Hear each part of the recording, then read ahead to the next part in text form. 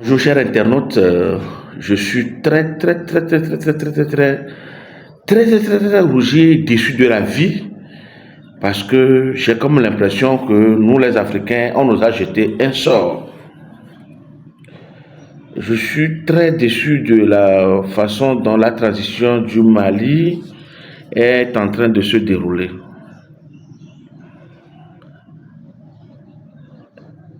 Mon papa Choguel avait vraiment choqué le monde, choqué la toile de par ses prises de décision, ses prises de parole la fois passée le 16, et il y avait eu une réplique le 19 par la partie pro-Assimi Goïta, et vraiment tout ça me donne de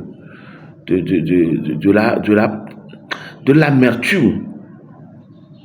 Tout ça me donne de l'amertume, ça me fatigue l'esprit et je ne sais pas au juste ce qui se passe. La transition malienne est l'une des transitions auxquelles le peuple africain a mis toute sa confiance. La transition malienne est l'une des rares transitions que toute l'Afrique a acclamées. La transition malienne est l'espoir de tout un continent.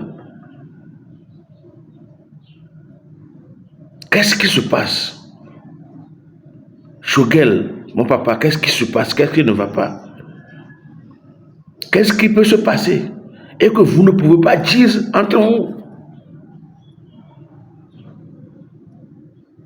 Et c'est devant les micros. Qu'est-ce qui ne va pas, mon papa Choguel? Vous êtes le miroir pour la jeunesse malienne et africaine. Tout le monde veut vous imiter, tout le monde veut apprendre de vous. Quel serait le problème et que vous ne pouvez pas aller chez votre frère, votre petit frère Assimi Goïta, discuter tête à tête? Moi, dans votre sortie de la fois dernière, je vois une pression de vos partisans. Mais cette sortie est maladroite. Cette sortie est très maladroite. Écoutons ce que notre papa Choguel va dire.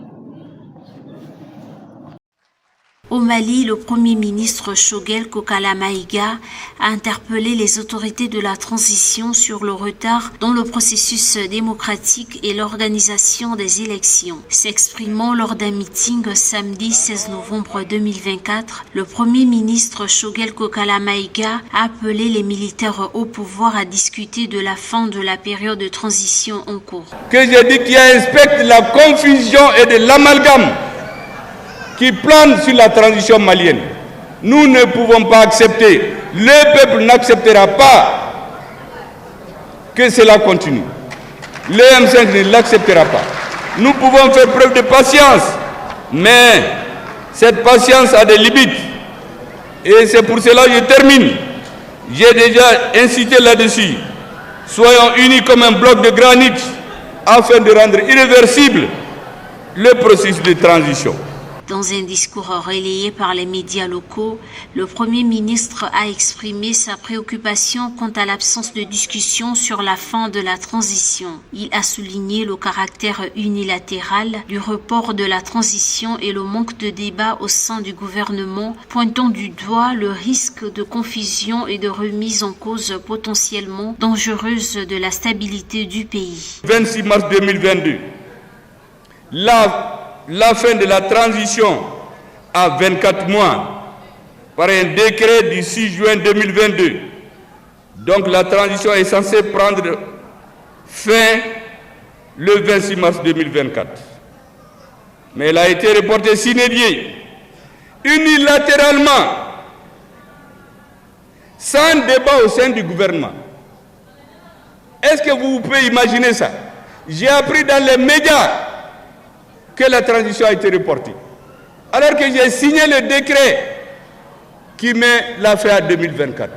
Rappelons qu'en juin 2022, les militaires au pouvoir s'étaient engagés à organiser des élections, puis à remettre le pouvoir aux civils avant fin mars 2024. Mais ils ont ensuite reporté la tenue du scrutin pour une durée indéterminée, suscitant des réactions critiques, notamment de la part du mouvement M5 RFP. Vous avez écouté qu'un premier ministre d'un pays dise ça de son président. Même s'il advenait que le report de la fin de la transition soit unilatéral, je ne pense pas que ce soit des voies indiquées où vous devez passer pour exprimer votre mécontentement. Et je ne pense pas que si vous appelez Assimi Goïta à cet instant T de la journée, Assimi Goïta va refuser de vous rencontrer.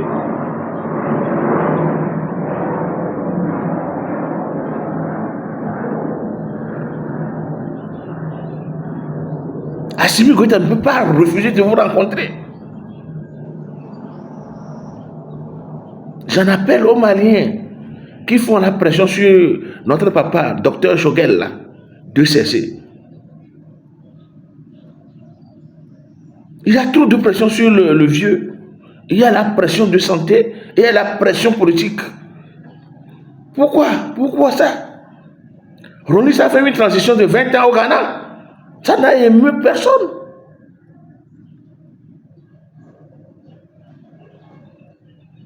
Pourquoi nous voulons saboter la transition?